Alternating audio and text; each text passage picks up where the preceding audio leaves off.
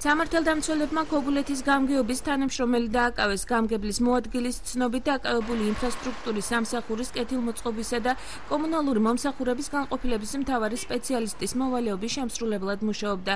ის ამ პოზიციაზე რამდენიმე თვის წინ დაინიშნა. ირაკლი ცეცხლაძის თქმით, სამართალდამცველებმა აღნიშნული პირი გუშინ დღისით დააკავეს. დააკავების მომენტში ის შესვენებაზე იყო გასული და სამსახურში არ იმყოფებოდა. ჩვენს მიერ მოპოვებული ინფორმაციის თანახმად დაკავებული წინასაარჩევნო კოალიცია ქართული ოცნების ერთ-ერთი აქტივისტი იყო. შინაგან საქმეთა სამინისტროში ფაქტთან დაკავშირებით ოფიციალური პოზიცია ამ დრომდე არ დაუფიქსირებიათ.